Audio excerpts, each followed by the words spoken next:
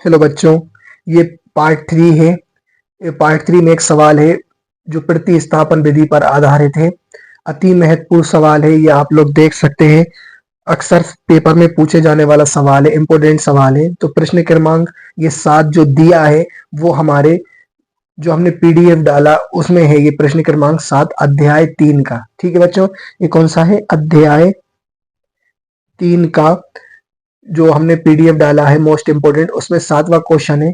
7वां question क्या दे रहा है कि 2x प्लस 3y बराबर 11 और 2x माइनस 4y बराबर माइनस 24 को हल कीजिए और इससे m का वह मान ज्ञात कीजिए जिसके लिए y बराबर mx प्लस 3 हो। ठीक है बच्चों, हम इस सवाल को हल करेंगे, लेकिन कौन सी विधि से हल करना है हमको? प्रतिस्थापन विधि से। हमने आपको बताया था प्रतिस्थापन विधि किस प्रकार हल होती है। हम क्या करते हैं, किसी भी एक चर राशि का अस्थायी मान निकाल लेते हैं। ठीक है बच्चों, तो हमारा दिया गया समीकरण दिया गया है कि क्या दिया है बच्चों? समीकरण लिख लो आप लोग। 2x प्लस 3y बराबर 11, ये समीकरण 1। और हमारा क्या दिया दूसरा? 2x माइनस 4y बराबर माइनस के 24, समीकरण 2। हम क्या करेंगे बच्चों, किसी भी एक समीकरण से किसी भी एक चर का अस्थायी मान निकाल लेंगे। ठीक है बच्चों, तो हम क्या लिखेंगे? समीकरण 2 से x का मान निकालने पर। ठीक है बच्चों, तो हमारा समीकरण 2 क्या है आप देखें। समीकरण 2 है हमारा 2x माइनस 4y और बराबर के माइनस के 24। ठीक है बच्चों, तो अपन क्या करेंगे, x का मान निकाल लेंगे। तो 2x को यहीं रोक लो अभी, बराबर माइनस के 24 और ये पक्षांतर हो जाएगा माइनस के 4y, उस साइड जाके काय के हो जाएंगे प्लस के 4y। ठीक है बच्चों, और हम यहाँ से x का मान निकालना है तो जो 2 है वो बटे में पहुंच जाएंगे। तो हम पहला पद जो दिख रहा है, हम पहला पद प्लस का लिख लेते हैं, प्लस के 4y, उसके बाद माइनस के 24 और बटे में कितना आ गया 2। तो ये हमारा क्या निकल आया? अभी अस्थायी मान निकल आया। क्या निकल आया बच्चों? अस्थायी मान, जिसे हम समीकरण 3 का नाम दे देते हैं। ठीक है बच्चों, अब हम क्या करेंगे, x का मान, अब यही मान x का मान समीकरण 1 में रखने पर हम क्या करेंगे बच्चों, x का मान किसी भी एक समीकरण 1 में रख देंगे तो हमारा y का मान निकल आएगा। तो देखो बच्चों क्या हो जाएगा, समीकरण 1 क्या दिया है? 2x प्लस 3y और बराबर में कितना दिया है? 11। तो आप देखेंगे 2 और x का अस्थायी मान क्या था अपना? 4y माइनस के 24 और बटे में 2। ठीक है, और प्लस के 3y हमारे जो के थे और बराबर में 11 भी जो का थे। तो आप देख रहे हैं ये वाले 2 से ये वाला 2 क्या हो गया? कैंसिल हो गया। तो हमारे पास केवल क्या बचा? 4y माइनस के 24 प्लस के 3y और बराबर में 11। ठीक है, अब बाय बाय वाले एक देख लो कौन कौन है बाय बाय वाले। 4y प्लस का और 3y प्लस का, तो मिलकर कितने हुए बच्चों? ये 7y। ठीक है, उसी तरह ये 11 जो का, तो 24 को भी 11 के साथ भेज दिया। 24 का पक्ष माइनस 24 का पक्षांतर हो गया, तो माइनस का 24 और साइड जाके काय का हो गया? प्लस का 24। ठीक है बच्चों, तो 7y बराबर ये दोनों मिलकर कितने हो गए? 35। तो y बराबर कितना आ गया? 35 बटे 7, तो 7 पन्ना 35। तो y का मान कितना आ गया बच्चों? 5। अब यही y का मान अपन क्या कर देंगे, समीकरण 3 में रख देंगे। जो अपन ने x का अस्थायी मान निकल आया था उसमें रख देंगे तो अपन का x का स्थायी मान निकल आएगा। ठीक है, तो हम क्या लिखेंगे बच्चों? y का मान समीकरण 3 में रखने पर। ठीक है बच्चों, हम क्या लिखा? y का मान समीकरण 3 में रखने पर। तो समीकरण 3 क्या बच्चों हमारा? एक बार आप लोग देख लो समीकरण 3 क्या है। x बराबर 4y माइनस के 24 और बटे में 2। तो हम रखेंगे क्या है? x बराबर 4y, तो 4 गुणा, अब y का मान कितना है? 5 और माइनस के 24 और बटे में कितना आ गया बच्चों? 2। इसको हल कर लो तो x बराबर कितना हो जाएगा? 5 चौको 20 माइनस 24 और बटे में कितना आ गया? 2। तो x बराबर, अब 24 जो है वो घट रहा है, किस में से? 20 में से 24 घटेंगे, 20 में से कितने आएंगे? माइनस के 4 और बटे में कितना आएगा? 2। तो 2 दूनी 4। तो x का स्थायी मान निकल आया हमारा बच्चों कितना? माइनस का 2। लेकिन ये तो हल निकल गए सवाल के। लेकिन सवाल में एक बात और कही थी, और इससे एम का वह मान ज्ञात कीजिए जिसके लिए y बराबर एम एक्स प्लस क्या हो बच्चों, 3 हो। तो हम क्या करेंगे, यहां पर कहीं कर लेते हैं, अगर कर लेते हैं सवाल को किस में रखना है अपन को, y बराबर एम एक्स प्लस 3 में। ठीक है बच्चों, अब y का मान रखना है, तो y का मान कितना है हमारा 5 बराबर m, और x का मान कितना आया माइनस के 2 और प्लस का 3। अब ये 3 को इस साइड ले जाओ, तो 5 प्लस का 3 पक्षांतर होकर जो काय का हो जाएगा माइनस का 3, और बराबर -2 का गुणा m में होगा तो कितना आएगा माइनस का 2m। तो हम क्या करेंगे बच्चों, माइनस का 2m जो का त्यों बराबर 5 में से 3 चले गए, कितने बचे प्लस के 2।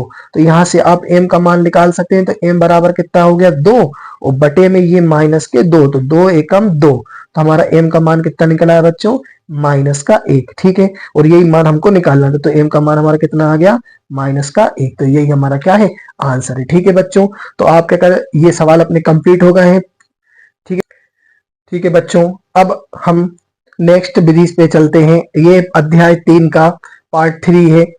तो ये देखेंगे प्रश्न क्रमांक 4 दिया है, जो अपना मोस्ट इंपोर्टेंट की जो पीडीएफ डली थी उसका प्रश्न क्रमांक 4 है अध्याय 3 का। तो आप देखेंगे निम्नलिखित या निम्न रेखिक समीकरण युग्मों को किस विधि से, विलोपन विधि से हल करना है। तो विलोपन विधि के कुछ सवाल है उनको अपन हल करेंगे। जैसा कि पहले सवाल क्या दिया है, 3x प्लस वाई बराबर 10 और 2x प्लस 2y बराबर 10। तो बच्चों हम इस तरीके से इसको हल करेंगे। तो आप देखेंगे ये अपनी विलोपन विधि है। किस इसमें क्या होता है, विलोपन विधि में किसी भी एक चर को अपन क्या कर देते हैं विलोपित कर देते हैं, और उससे दूसरे चर का मान निकाल लेते हैं। ठीक है बच्चों, तो ये दिया है, पहला क्या दिया अपन लिखेंगे, दिया गया है कि पहला समीकरण क्या दिया 3x प्लस वाई बराबर 10 समीकरण 1, और 2x प्लस 2y बराबर 12 समीकरण 2। अब हम क्या करेंगे बच्चों, किसी भी एक चर को क्या कर देंगे एक जैसा बना लेंगे और उसको विलोपित कर देंगे। तो आप देखेंगे समीकरण 1 में देखेंगे क्या दिया है 3x प्लस वाई बराबर 10, और समीकरण 2 में देखेंगे क्या दिया 2x प्लस 2y बराबर 12। तो हम क्या करेंगे, x को विलोपित करेंगे, तो देखेंगे ये x का गुणांक कितना है 3, और यहाँ समीकरण 2 में देखेंगे x का गुणांक कितना है 2। तो ये दोनों कब एक जैसे हो सकते हैं, अगर हम समीकरण 1 में 2 का गुणा कर दें और समीकरण 2 में 3 का गुणा कर दें, तो हमारा ये सेम विलोपित हो जाएगा। तो हम देखेंगे क्या लिखा बच्चों, हमने क्या देखा, हमने समीकरण 1 में 2 का गुणा, समीकरण 1 में 2 का व समीकरण 2 में 3 का गुणा करने पर। तो हमने समीकरण 1 में कितने का गुणा कर दिया 2 का, और समीकरण 2 में कितने गुणा कर दिया 3 का। तो हम देखेंगे हमारे समीकरण कुछ इस प्रकार के हो जाएंगे कि 2 3 6x प्लस 2 एकम 2y बराबर 2 धाम के 20। ये आ गया हमारा समीकरण, इस तरीके से बन गया। और अब हम दूसरा समीकरण देखेंगे कितना है, 2 3 6x प्लस 2 3 6y बराबर 3 का गुणा कितने में कर दो 12 में, तो 12 एकम 12 तो जो 12 दिया 36। ये हमारा गुणा हो गया। ठीक है बच्चों, अब हम चिन्हों को क्या कर लेंगे बच्चों, चेंज कर लेंगे। नीचे वाले समीकरण को देखकर हम चिन्हों को चेंज कर सकते हैं। जैसे ये 6x काय का दिया प्लस का, लेकिन अब वो काय का कहलाएगा माइनस का। 6y काय के दिए प्लस के, लेकिन अब वो कहलाएंगे काय के माइनस के। इस तरह 36 काय का दिया प्लस का, तो अब वो कहलाएगा माइनस का। तो आप देखेंगे प्लस का 6x माइनस का 6x, ये क्या हो गया विलोपित हो गया। ठीक है बच्चों, तो अब देखो बाय वाले पद क्या हो जाएंगे, इनको देख लेंगे अपन। 2 बाय काय का है प्लस का, और 6 बाय काय का है माइनस का, तो मतलब 6 घट रहा है किसमें से 2 में से, तो कितना आएगा माइनस के 4, और ये किसके पद हैं बाय के, और बराबर। इसी तरह यहां देखेंगे जो अपना क्या है 20, और 20 काय का है प्लस का, और 36 काय का है माइनस का, तो 20 में से 36 जाएंगे कितने बचेंगे माइनस के 16। तो ये माइनस से ये वाला माइनस क्या हो गया बच्चों कैंसिल, तो 4 बाय बराबर कितना हो गया प्लस के 16। तो बाय बराबर कितना हो गया 16 बटे 4, तो 4 चौको 16, तो बाय का मान कितना निकल आया बच्चों 4 निकल आएगा। अब हम क्या करेंगे बच्चों, बाय का मान किसी भी एक समीकरण में रख के हल कर लेंगे। तो हम क्या लिखेंगे बच्चों, बाय का मान समीकरण 1 में रखने पर। ठीक है बच्चों, हमने क्या लिखा, बाय का मान समीकरण 1 में रखने पर। तो हम समीकरण 1 देखेंगे, हमारा समीकरण 1 क्या है, 3x प्लस बाय और बराबर में कितना है बच्चों, 10। ठीक है, तो 3x जो का, तो ये बाय आ गया, बाय का मान कितना है 4 और बराबर में कितना है 10। तो 3x को यहीं रोक लो। ठीक है बच्चों, बराबर 10 प्लस 4 का पक्षांतर कर दो तो कितना हो जाएगा, माइनस के 4। तो आप देखेंगे 3x बराबर, अब कौन घट रहा है, 4, 4 घट रहा है, किसमें से, 10 में से 4 घट गए, 10 में से तो कितना बचे, 6। तो x बराबर कितना आ गया, 6/3। तो 3 एकम 3 और 3 दूनी 6। तो x का मान कितना आ गया बच्चों हमारा 2। तो अतः मान क्या, अतः समीकरण के जो मान निकला है वो क्या है, x बराबर 2 है और y बराबर कितना है बच्चों 4। यही हमारा क्या आ गए, हल आ गए समीकरण के। ठीक है बच्चों, ये हमारा उत्तर आ गया। इसी तरह आप दूसरा देखेंगे। ठीक है बच्चों, अब हमारे ये पहले सवाल के हल निकल आए। अब हम क्या करेंगे बच्चों, इसी दूसरा सवाल देखेंगे जो हमारा आईएमपी सवाल है, वेरी आईएमपी सवाल है, जो परीक्षा की दृष्टि से अति महत्वपूर्ण है। तो आप देख सकते हैं, सवाल क्या दिया है, 3x माइनस 5y माइनस के 4 बराबर 0, और दूसरा क्या दिया है समीकरण, 9x बराबर 2y प्लस 7। ठीक है बच्चों, तो अब इसको भी हम क्या कर सकते हैं, विलोपन विधि से हल कर सकते हैं। लेकिन आप देख पा रहे होंगे ये समीकरण थोड़ा सा क्या है, व्यवस्थित तरीके से नहीं है। तो अपन क्या करेंगे बच्चों, इसको पहले अपन थोड़ा सा व्यवस्थित तरीके से जमा लेंगे। ठीक है बच्चों, हल करेंगे, पहले समीकरण को लिख लेते हैं। क्या दिया है, 3x माइनस के 5y माइनस के 4 बराबर 0, और दूसरा क्या दिया है, 9x बराबर 2y प्लस के 7। ठीक है बच्चों, हम क्या करेंगे, समीकरण 1 को थोड़ा इसको, इस वाले समीकरण को व्यवस्थित करने पर ऐसे लिखेंगे, व्यवस्थित करने पर। तो हम बच्चों क्या कर लेंगे, इसको समीकरणों को व्यवस्थित कर लेंगे। तो समीकरण हमारे क्या दिए, 3x माइनस के 5y, ये माइनस का जो 4 दिख रहा है उस साइड जाके काय का हो जाएगा, प्लस का 4। तो ये बन गया हमारा समीकरण 1। और हम इसको समीकरण 2 को भी व्यवस्थित कर लेते हैं। कितना दिया है, 9x, ये 2y प्लस के, लेकिन पक्षांतर होगी काय के हो गए, माइनस के 2y, और बराबर में कितना आ गया 7। इक्वेशन ये हमारी कौन सी बन गई बच्चों, सेकंड बन गई। ठीक है, अब हमने आपको बताया विलोपन विधि किस तरीके से होती है, कि किसी भी एक चर राशि को अपन कर लेते हैं, विलोपित कर लेते हैं। तो आप देखो, खुद देख लो कि समीकरण 1 क्या दिया है, 3x माइनस 5y बराबर 4 और 9x माइनस 3y बराबर 7। ठीक है, अगर आप x को विलोपित करना चाहते हैं तो इस तरीके से देखेंगे, ये x कितना है 9 और ये कितना है 3x। अब 3 किसके पहाड़े में 9 हो जाएगा, ये दोनों एक जैसे हो जाएंगे, 3 3 का 9। तो हम क्या कर सकते हैं बच्चों, समीकरण 1 में कितने का गुणा कर दें, 3 का, और समीकरण 2 में कितने का गुणा कर दें, 1 का। तो हमारा समीकरण क्या हो जाएगा, चेंज हो जाएगा, और किसी भी एक चर का मान, x के चर का मान क्या हो जाएगा, अचर, अचर का मान क्या हो जाएगा, बराबर हो जाएगा। ठीक है बच्चों, तो आप देखें क्या दिया है, हम क्या लिखेंगे कि समीकरण 1 में 3 का व समीकरण 2 में 1 का गुणा करने पर। तो आप देखेंगे, देखो बच्चों, क्या लिखा हमने, समीकरण 1 में 3 का, तो 3 का गुणा करो, 3 तिरका 9x माइनस 3 पांचे 15y और बराबर 3 चौको 12। ये बन गया हमारा समीकरण। सेकंड समीकरण में कितने का करना है, 1 का। तो 1 का तो कोई इफेक्ट ही नहीं होता बच्चों, कर लो, 9 एकम 9x माइनस 2 एकम 2y बराबर 7 एकम 7। ठीक है बच्चों, ये हमारे गुणा हो गए।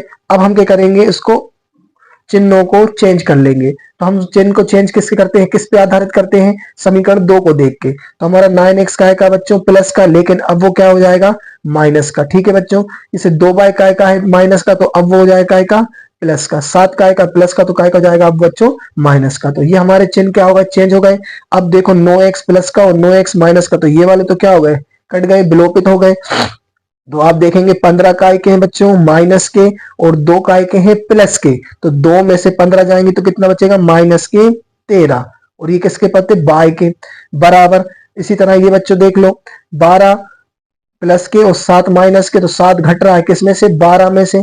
तो 12 में से 7 गए बच्चों, कितना बचा, 5 प्लस का। तो बाय का मान कितना आ गया बच्चों, 5 बटे माइनस के 13। तो अपना आंसर आ गया बच्चों बाय का जो मान आ गया वो क्या आ गया, -5/13। अब हम क्या करेंगे रूल के हिसाब से, बाय का मान क्या करेंगे बच्चों, बाय का मान समीकरण किसी भी एक मान में रख दो, अपना आंसर आ जाएगा। बाय का मान समीकरण 1 में रखने पर, तो जहां जहां बाय होगा बच्चों हम वहां कितना रखेंगे, -5/13।